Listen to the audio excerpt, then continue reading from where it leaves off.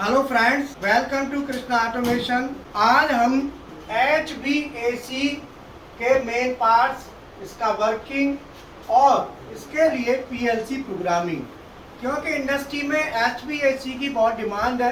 कई स्टूडेंटों ने बोला था और कुछ स्टूडेंट हमारे पास बाहर से भी आए इसके प्रोजेक्ट लेके, तो उनके लिए हम प्रोजेक्ट भी बनवा रहे हैं। तो अगर किसी के पास SPM मशीन का प्रोजेक्ट है, किसी के पास CNC मशीन का ऑटोमेशन लैडर डिजाइन करवाना है, वो SPM मशीन या कोई असेंबली लाइन, कन्वेयर, लिफ्ट, किसी भी तरह के प्रोजेक्ट अगर आपके पास है तो आप हमारे साथ जुड़ सकते हैं।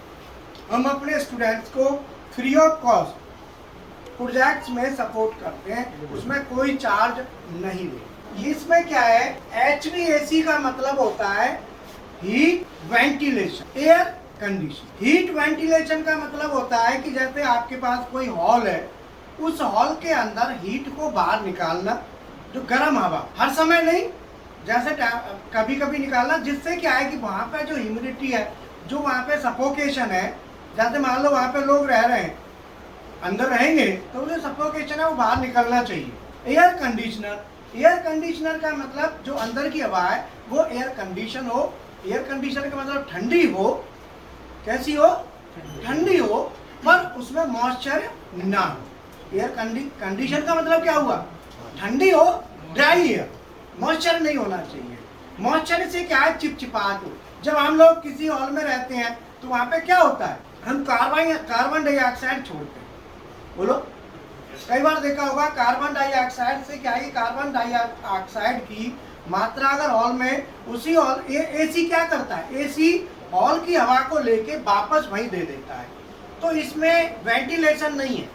बोलो, अगर जैसे देखो AC लगाए, ये AC क्या कर रहा है, इस रूम की हवा को लेके वापस दे रहा है, तो इसमें कोई वेंटिलेशन नहीं हो रहा। बोलो, वेंटिलेशन तो नहीं हो रहा। वेंटिलेशन का मतलब है कि जो हमारी जो हम ऑक्सीजन लेते हैं, हम छोड़ते क्या है, जो कार्बन डाइऑक्साइड छोड़ते हैं वो हीट गर्म होती है, तो वो ऊपर रहती है ना, उस कार्बन डाइऑक्साइड की लेयर कहाँ रहेगी, ऊपर की तरफ, तो उसे हमें निकालना भी है।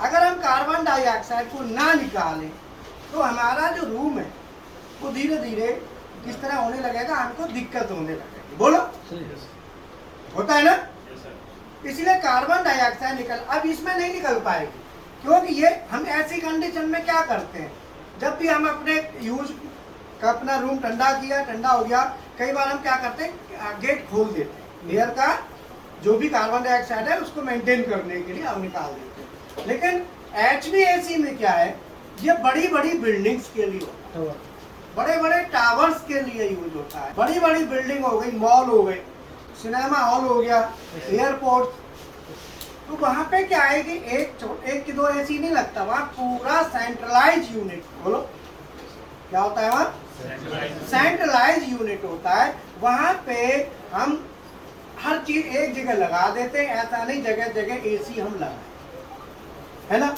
अब इसके लिए ये HVAC 3 भागों में बटा होता है। कितने में, एक तो है इसका रेफ्रिजरेशन साइकिल, दूसरा है चिल्ड वाटर साइकिल, और तीसरा है AHU, एयर हैंडलिंग यूनिट। 3 इसके कंपोनेंट हैं मेन। कितने, 3। अब तीनों का क्या काम है, असली हमारा जो हॉल है, जो हमें ठंडा करना है, वो एरिया ये है, इसमें ग्रिल लगी हुई है ना, इसमें डक्टिंग है, डक्टिंग में ग्रिल लगा दी और ग्रिल के थ्रू ठंडी हवा यहाँ आई। हमको इसे ठंडा करने के लिए इसकी जो हीट है, बोलो, इस सेक्शन की हीट को हम कहाँ पे लेके आ रहे हैं, इस हीट को ये पानी ले रहा है, इसमें चलेगा पानी, क्या चलेगा, पानी। और इस पानी की हीट को कौन ले रहा है, ये गैस, रेफ्रिजरेंट गैस, कौन ले रहा है, बोलो, कौन ले रहा है, और इस रेफ्रिजरेंट गैस को यहाँ पे हम कंडेंसर लगा के बाहर फेंक रहे हैं, हवा ले रहे हैं। तो अल्टीमेटली जो टेम्परेचर है, इस गैस के टेम्परेचर को हम कहाँ पे कर रहे हैं, भेज रहे हैं, एडजस्ट कर रहे हैं एयर, है ना। तो क्या हुआ, हमारी यहां से इस यूनिट को कहते हैं एयर हैंडलिंग यूनिट, ये यूनिट है चिल्ड वाटर यूनिट, और ये रेफ्रिजरेशन साइकिल। अब मैं एक एक करके आपको बताऊंगा, बिल्कुल तसल्ली से आप इसको देखो। बोलो, तसल्ली से देखोगे ना, दिमाग इधर उधर मत करना। अब मैं पहले रेफ्रिजरेशन साइकिल को लेता हूं, फिर चिल्ड वाटर साइकिल को लूंगा, फिर एयर हैंडलिंग यूनिट साइकिल को। तो बताओ कैसा लग रहा है आपको? आप लोग जितने भी स्टूडेंट ट्रेनिंग लेते हैं, मैं आपको बार बार कहता हूं कि आप लोग कोई न कोई प्रोजेक्ट्स पे काम करें। प्रोजेक्ट में काम करने से क्या होता है, नॉर्मल एनओएनसी कॉइल एनओएनसी कॉइल डालते रहते हो आप, है ना। उससे क्या होता है, एनओएनसी डालना सीख गए, लेकिन कंडीशंस कैसे पता चलेंगी। अब ये एक प्रोजेक्ट है, इस प्रोजेक्ट में कब क्या कैसे करना है, वो तो कंडीशन है ना। तो कंडीशन, आप जाओगे कहीं पीएलसी प्रोग्राम करने, कस्टमर को कहोगे भाई ये प्रोग्राम करना है, आप कहोगे कर देंगे। बोला कंडीशन, बोला तुम्हें पता होगा, पहले कभी करी है? तो बोले सीखी है ट्रेनिंग सेंटर पे। तो कहेगा जाओ कहीं, है ना। इसीलिए मेरा क्या उद्देश्य है, एसपीएम मशीन्स के प्रोजेक्ट, ये होता है ना बिल्डिंग मैनेजमेंट सिस्टम, ये HVAC, ये प्रोजेक्ट, लिफ्ट के प्रोजेक्ट। अभी हम कई कस्टमर, हमारे स्टूडेंट ऐसे हैं, लिफ्ट का वो लेते हैं, ऑटोमेशन करते हैं, उनको हम करवाते हैं, फ्री ऑफ कॉस्ट करवाते हैं, बशर्ते वो हमारा स्टूडेंट होना जरूरी है थोड़ा। और स्टूडेंट, हमारी फीस भी ज़्यादा कुछ है नहीं, तुम्हें पता ही है। अब ये दूसरा क्या है कि आपका कोई कन्वेयर सिस्टम है, CNC मशीन्स का लैडर डिजाइनिंग, CNC मशीन का लैडर डिजाइन, आजकल CNC बहुत लग रही मार्केट में, है ना। लाखों की संख्या में CNC मशीन लगी है, उनके लैडर डिजाइनिंग हो गई।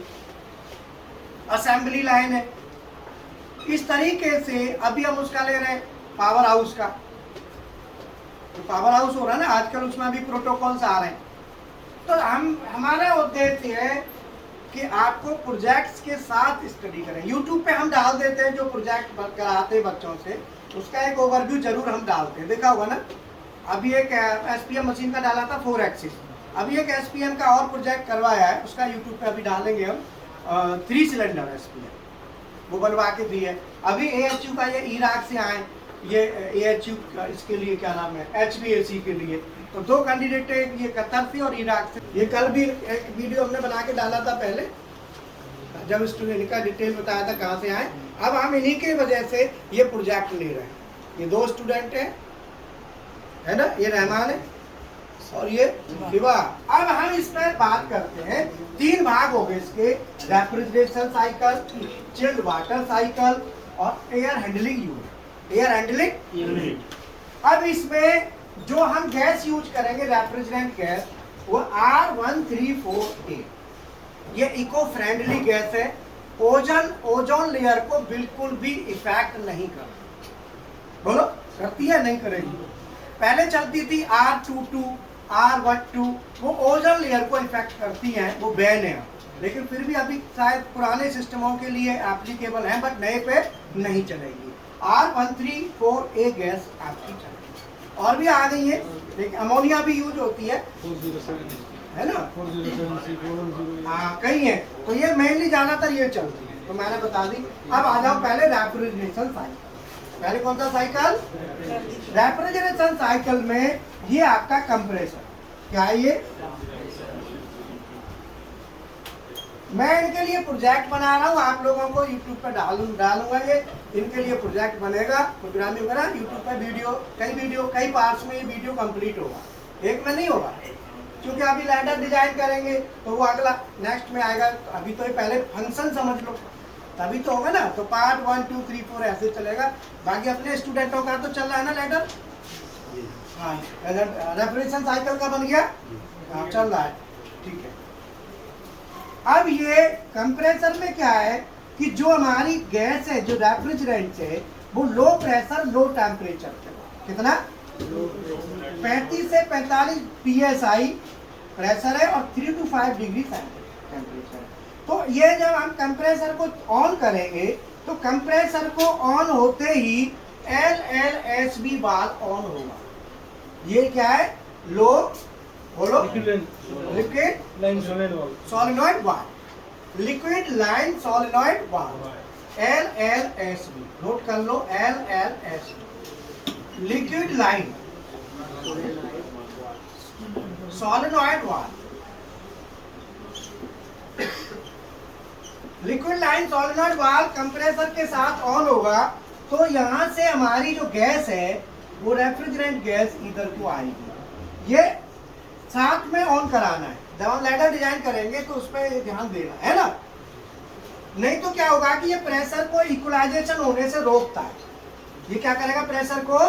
तो जब हम कंप्रेसर को ऑन करेंगे तो कंप्रेसर लो प्रेशर और लो टेम्परेचर को लेके कंप्रेस्ड करके हाई टेम्परेचर हाई प्रेशर की वेपर बनाएगा। क्या बनाएगा? और ये जो वेपर है ये यहाँ पे क्या आ रहा है? लिक्विड या वेपर? Low pressure vapour. अगर यहाँ पे लिक्विड होगा तो कंप्रेसर पर लोड ज्यादा पड़ेगा, डैमेज भी हो सकता है। तो यहाँ पे ध्यान रहे कि वेपर ही आनी चाहिए। ठीक है, अब ये हाई टेम्परेचर 70 से 80 डिग्री टेम्परेचर हो गया, 120 to 150 PSI। अगर मान लो प्रेशर ज्यादा हो जाता है तो हाई प्रेशर कट ऑफ दे रखा है जो 170 PSI पे कट ऑफ कर देगा। अब ये साइकिल को आगे चलो, ये हमारा कंडेंसर है। कंडेंसर में क्या होता है? कॉइल होती है, कॉइल में तो रेफ्रिजरेंट गैस चलेगी और इसके साथ दो तरह से आते हैं ये, एयर कूल्ड और वाटर कूल्ड। अगर वाटर कूल्ड है तो हम टावर लगाएंगे, है ना, और एयर कूल्ड है तो रेडिएटर लग जाता है, सीधा हवा से गर्म ठंडा हो जाता है। मतलब फैन चला दो, फैन क्या करेगा? हवा आएगी और उसको ठंडा गैस की हीट को एब्जॉर्ब कर लेगी, है ना, ले लेगी। अगर मान लो वाटर कूल्ड है फिर आपको कूलिंग टावर इसके लिए चाहिए। तो इसका मतलब कंडेंसर सिस्टम है, जो कंडेंसिंग सिस्टम है, ये दो प्रकार का हो गया, आइदर वाटर कूल्ड और वाटर। यहाँ से क्या होगा? टेम्परेचर रिड्यूस होगा लेकिन हमारा प्रेशर तो उतना ही रहेगा। टेम्परेचर रिड्यूस होके लो टेम्परेचर, हमारा मीडियम टेम्परेचर रिड्यूस होके क्या हुआ? मीडियम टेम्परेचर हुआ। प्रेशर हमारा पूरा है लेकिन टेम्परेचर आ गया 40 के समझ। यहाँ से अब ये लिक्विड में कन्वर्ट हो गया। क्या में? तो क्या कैसे लिक्विड में कन्वर्ट हुआ गैस? कैसे? क्योंकि टेम्परेचर डाउन होगा। इसका मतलब टेम्परेचर डाउन होगा तो लिक्विड में गैस ने स्टेट चेंज कर, वेपर से यहाँ पे वेपर है बट यहाँ पे अब लिक्विड। ठीक है, ये लिक्विड जाएगा एक्सपेंशन वाल्व। किसमें? एक्सपेंशन वाल्व में क्या है? पतली सी एक वो होती है, होल होता है, उसमें से हमारा ये लिक्विड निकलेगा तो स्प्रे मारेगा। क्या मारेगा? स्प्रे। वो स्प्रे क्या है? फैलेगी, एक्सपेंड होगी। एक्सपेंड होगी तो वहां पे वो क्या है कि धीरे धीरे जब एक्सपेंड होगी गैस, जो एक्सपेंड होगी तो उसका क्या होगा? प्रेशर डाउन है। जैसे ही प्रेशर डाउन जाएगा वो हीट लेना शुरू कर, क्या होगी? हीट लेके और फिर वो वेपर में कन्वर्ट होना। मतलब गैस की टेंडेंसी है कि गैस को अगर आप खुला कर दो, प्रेशर को रिड्यूस कर दो तो वो हीट लेती है। रेफ्रिजरेंट क्या करेगा? हीट को जैसे एक्सपेंड कर दो। एक्सपेंड करने का मतलब क्यों करते हैं एक्सपेंड? बोलो। एक्सपेंड करने का पर्पज है कि गैस उसका प्रेशर डाउन आए, और जैसे ही प्रेशर डाउन आएगा, डाउन आते ही वो हीट को यहाँ से हीट को लेके जो लेगा तो फिर ये क्या बन गया हमारा? कुछ लिक्विड और कुछ मिक्स हो। फिर ये हमारा वेपोरेटर में आ गया। ये क्या है? इवेपोरेटर। वेपोरेटर में क्या है कि जो हमारा ये जो गैस है, कुछ लिक्विड है, मिक्स है, ये यहाँ पे पानी की लाइन है ना, पानी की लाइन की जो हीट है, ये पानी की हीट को लेगा, ये पानी को ठंडा करेगा। क्या करेगा? गैस क्या करेगी? पानी को ठंडा करेगी, पानी की हीट को लेगी। मैंने क्या बताया कि गैस अगर हम इसको एक्सपेंड कर, गैस जो है मोटी पाइप में चलती है वाल्व के थ्रू, तो प्रेशर डाउन आता है। प्रेशर डाउन आने की वजह से वो टेम्परेचर को लेना शुरू क्या करती है? गैस हीट होना। तो यहाँ से पानी के टेम्परेचर को ये लेगी, क्या करेगी, पानी के टेम्परेचर को लेगी। गैस पानी के टेम्परेचर को लेगी, तो और पानी के टेम्परेचर को लेके पानी को ठंडा करेगी अप टू 7 डिग्री, 7 डिग्री। क्योंकि यहाँ पे हम सेफ्टी भी लगाएंगे, अगर पानी 5 डिग्री से नीचे जाता है तो ट्रिप हो जाए। एंटी फ्रीज यहाँ पे लगाया जाता है, सेफ्टी लगाते हैं जब पानी का टेम्परेचर 5 डिग्री से कम हो तब। बोलो, तो यहाँ पे ये पानी की टेम्परेचर जो 7 डिग्री का पानी है वेपोरेटर में, गैस ने क्या किया, जो पानी हमारा आ रहा है इस पानी को क्या कर लिया, टेम्परेचर ले लिया। पानी का टेम्परेचर लेने के बाद ये लो प्रेशर लो टेम्परेचर लिखा है ना, ये सीधा गैस में कन्वर्ट होके, क्योंकि लिक्विड है ना, लिक्विड क्या होगा, गैस में कन्वर्ट, फिर वेपर में कन्वर्ट हो जाएगा, है ना। तो जब वेपर फिर वेपर बन गई और कंप्रेसर को आए, तो ये हमारा रेफ्रिजरेशन साइकिल है। यहाँ पे कंप्रेसर ने कंप्रेस करके दिया, high pressure high temperature, condenser ने क्या किया, low pressure high, low temperature high, medium temperature high pressure. Liquid है, यहाँ लिक्विड है, यहाँ वेपर। यहाँ पे एक्सपेंशन वाल्व में जाके फिर ये मिक्स हो गया लिक्विड और यहाँ पे आके फाइनल हमारा क्या बन गया, वेपर। ये रेफ्रिजरेशन साइकिल है, चाहे आपका फ्रिज हो कुछ भी हो, सभी में यही काम करता है। बोलो, अब जैसे यूटिलिटी में रेफ्रिजरेट, आजकल एयर कंप्रेसर आ रहे हैं, तो वो कैसे आ रहे हैं, इसी के आ रहे हैं। जो एयर कंप्रेसर आते हैं वो भी इसी के। अब ये पानी जो हमारा आया, ये chilled water pump, chilled water pump का पानी, चिल्ड वाटर पंप ने पानी दिया तो 2 to 2.5 kg पर सेंटीमीटर स्क्वायर। अगर हम पीएसआई की बात करें तो 30-35 पीएसआई के समथिंग यहाँ से पानी आया, और ये पानी इधर से ठंडा होके 7 डिग्री के समथिंग होके आगे निकलता है। यहाँ स्ट्रेनर है, साफ कर फिल्टर है, फिल्टर के बाद ही आ गया एंटी वाइब्रेटर लगा हुआ है, और यहाँ पे AHU, ये एयर हैंडलिंग यूनिट, ये क्या है, इसमें क्या है कि ट्यूब्स है, तो ट्यूब्स में तो पानी चल रहा है और बाकी जो है एयर है। तो पानी क्या करता है, हवा को ठंडा करता है। हवा कौन सी, जो एरिया में ठंडा करना है वहाँ हवा भेजता है, ठंडी कर। बोलो, तो हवा जब हमारी यहाँ पे सर्कुलेट करेगी, तो ये हवा सर्कुलेट करेगी, सर्कुलेट करके ठंडी होके जाएगी। तो ये हवा का एयर है, ये एयर सिस्टम है, ठीक है ना। ये एयर जा रही है और इधर से एयर आ रही है।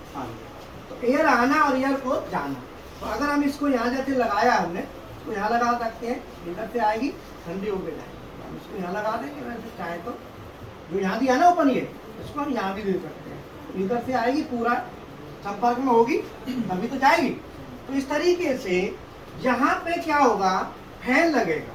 जो फैन हम दिखा नहीं पा रहे यहाँ पे, ज्यादा फैन लगा देंगे तो फैन क्या करेगा, ब्लोअर, हाँ वही ब्लोअर फैन, और मोटर के द्वारा चलाएंगे। तो यहाँ पे क्या है कि जो हमारे ब्लोअर लगेगा, तो ब्लोअर क्या करेगा, हवा को प्रेशराइज करेगा। क्या करेगा, नहीं प्रेशराइज नहीं करेगा तो प्रेशर कहाँ से आएगा, बोलो। तो इसमें प्रेशर देने के लिए हमारा ब्लोअर लगेगा, और ब्लोअर से डैम्पर से होती हुई एयर हमारी जाएगी, ठंडी हवा, है ना। और ये हमारे ग्रिल है, सप्लाई ग्रिल, जिनसे हवा निकल रही है, जो डक्टिंग है उससे। और यहाँ पे ये हमारे जो ग्रिल है, रिटर्न लाइन ग्रिल, इससे यहाँ आ रही है। तो बीच में क्या ब्लोअर लगाएंगे। ब्लोअर क्या करेगा, हवा को अंदर भेजेगा। हवा को कहाँ भेजेगा, अंदर, है ना, रूम के अंदर। तो वो ब्लो फेंकेगा, ब्लो माने फेंक, है ना। तो अब ये यहाँ पे ना डैम्पर लगेंगे, एक डैम्पर यहाँ पे हवा अंदर जाने पे भी और एक डैम्पर निकलने पे। डैम्पर का मतलब है कि जब हमारा हवा जाए, सिस्टम चालू हो, तभी डैम्पर खुले। तो डैम्पर सोलेनॉइड वाल्व वाले भी होते हैं और मैनुअल भी होते हैं, वैसे ही, है ना। तो डैम्पर से क्या होता है कि जैसे ही हमारा सिस्टम चालू, डैम्पर ओपन और हवा आगे।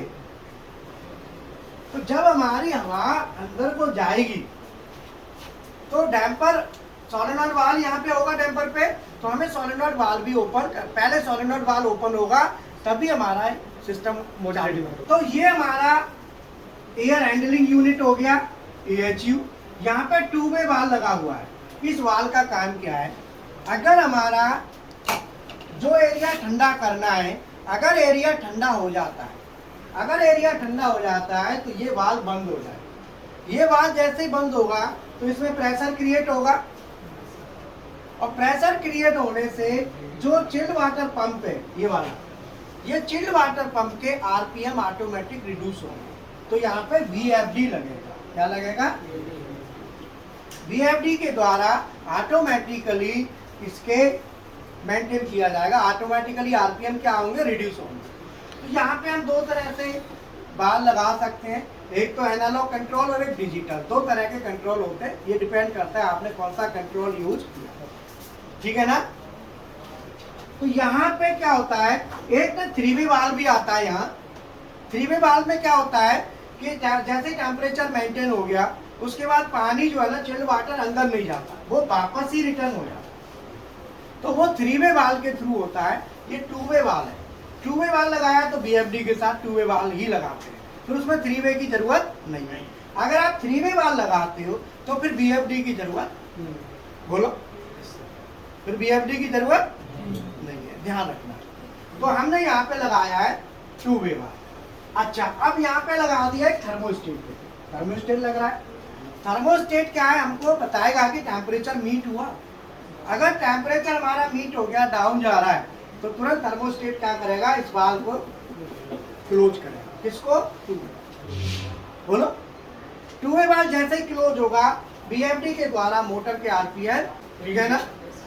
तो ये हमारा एयर हैंडलिंग यूनिट AHU, और ये हमारा चिल्ड वाटर साइकिल यूनिट, और ये हमारा रेफ्रिजरेशन। अब इसमें जो हमारा सीक्वेंस है, कल हम जैसे लैडर बनाया था उसमें सीक्वेंस हमने बताया था। क्या बताया था? सबसे पहले क्या होता है, सेफ्टी लेते हैं, इमरजेंसी ले लेंगे, HPLP है ना, हमने यहाँ पे HPLP सेफ्टी लेंगे ना।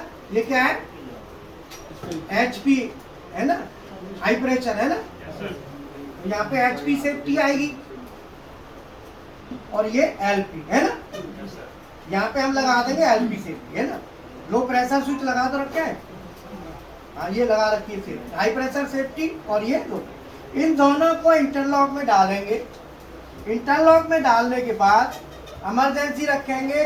जितनी भी हमारी मोटर्स हैं, कंप्रेसर का एम्पियर, ओवरलोड रिले कंप्रेसर का, कंप्रेसर के साथ कंडेंसर, कंडेंसिंग फैन का, ओवरलोड रिले, इसके साथ हमारी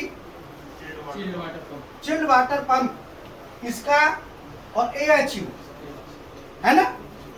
AHU में भी तो ब्लोअर है ना। इन सभी के हम क्या करेंगे, OLR को सीरीज में डाल देंगे इंटरलॉक के। डालने के बाद HPLP का भी इंटरलॉक लेंगे। इंटरलॉक लेके सभी कंडीशंस को देखेंगे। उसके बाद हम सबसे पहले ऑन कराएंगे किसको, चिल्ड वाटर पंप। किसको ऑन कराएंगे? चिल्ड वाटर पंप ऑन होने के बाद 30 सेकंड मान लो या 1 मिनट बाद, उसके बाद हम कंप्रेसर पर जाएंगे। लेकिन कंप्रेसर के साथ ध्यान है ये ऑन होना, बोलो ये ऑन होना है ना। हाँ, ये ऑन इसीलिए कि कंप्रेसर के साथ ही ऑन करेंगे। पहले कर देंगे तो यहाँ पे प्रेशर बराबर हो जाएगा इनका और आउट का। तो प्रेशर बराबर होने से कंप्रेसर पे जब चालू करेंगे तो लोड ज्यादा पड़ेगा, इसीलिए यहाँ पे क्या करते हैं, LLSB हम लगाते हैं, ठीक है। रिफिल लाइन सॉलिनॉइड वाल्व, बोलो। कूलिंग का भी इफेक्ट, और कूलिंग का भी इफेक्ट आता है। तो ये हमारा साइकिल है। और हमारा यहाँ पे एयर में जब ये साइकिल हमारा चलेगा तो एयर में यहाँ पे हम क्या है, जो डैम्पर है सॉलिनॉइड, यहाँ पे हम सॉलिनॉइड ऑपरेटर लगाएंगे। तो वो हम कब ऑन कराएंगे सॉलिनॉइड को, बताओ। तो ये हमारा, अब इसमें एक चीज रह गई, कौन सी, एग्जॉस्ट, वेंटिलेशन। वेंटिलेशन वाला पार्ट रह गया ना, हीट वेंटिलेशन। हीट वेंटिलेशन के लिए एग्जॉस्ट लगेंगे, FAHU हैं, FAHU FAHU, बोलो FAHU। ये क्या है, ट्रीटेड फैन, ट्रीटेड एयर है, फैन एयर हिटेड इशू है, प्रेशर ट्रीट करके देता है। तो ये हमारा यूनिट क्या करेगा, ये यूनिट के द्वारा हम क्या करेंगे, एडजस्ट एडजस्ट करके प्रेशर दें, ठीक है, एडजस्ट भी करेंगे, प्रेशर भी देंगे। और प्रेशर भी हम देंगे। तो ये यूनिट, ये कब चाहिए हमें, वेंटिलेशन क्यों चाहिए, बताया था कार्बन डाइऑक्साइड बढ़ जाती है और आपका अंदर जो है सफोकेशन होने लगता है, उसको कंट्रोल करने, कवर अप करने के लिए हम ये लगाए, ठीक है। तो ये हमारे साइकिल्स हैं। अब इसके लैडर की बात हमने जो चल रहा है आगे कंटिन्यू, बाकी हम आगे जो लैडर का हमारा कहाँ तक पहुँचा, अभी आगे हम लैडर को देखते हैं। तो ये हमारा पूरा वर्किंग हो गया, इसका मेन पार्ट्स हो गए, वर्किंग हो गया, और पीएलसी प्रोग्रामिंग के लिए कंडीशंस को हमने डिस्कस कर लिया। अब हमारा लैडर डिजाइन होना बाकी है। तो जो भी स्टूडेंट हमारे साथ जुड़ना चाहते हैं वो जुड़ सकते हैं, फीस बहुत कम है, बोलो delta, Mitsubishi, Siemens, Omron, Allen Bradley, Fanuc, Schneider, साथ में VFD, servo, stepper, SCADA, HMI. Total जो पैक जाता है, लास्ट पैक जो जाता है वो 8,000 रुपये, कितना 8,000। लेकिन एक बात बता दूं, मेरा जो 32 साल का एक्सपीरियंस है वो आपको हर जगह मिलेगा नहीं, और अगर किसी पे होगा तो वो डायरेक्टर बन के बैठा होगा, वो पढ़ा नहीं रहा होगा। ये भी तो बीमारी है। सीनियर पर्सन के द्वारा स्किल जानी चाहिए जिससे कॉन्फिडेंस आए। अब ये इराक से आने का मतलब क्या है, अगर कोई जूनियर लेवल का होता तो ये खत्ता ही नहीं आता, बोलो। इन्होंने 32 साल को देखा ना, तब ही आए। चलो ठीक है ना। तो ये हमारा हो गया। तो अभी नया बैच 1 तारीख से शुरू हो रहा है, ये 1 तारीख से नया बैच स्टार्ट है। जो भी बच्चे एडमिशन चाहते हैं वो अपना है, आप आराम से करें, रहना फ्री है, बोलो रहना फ्री। और आपको कॉपी मिलती है, दिखाओ कॉपी कैसी है। ये स्टूडेंट्स के लिए हम नोटबुक देते हैं फ्री ऑफ कॉस्ट, पूरी पेन भी है, इसका ऑटोमेशन लिखा देख लो। देखो टी शर्ट वाले, ये टी शर्ट है, ये भी फ्री है। चलो ठीक है, ओके, थैंक यू।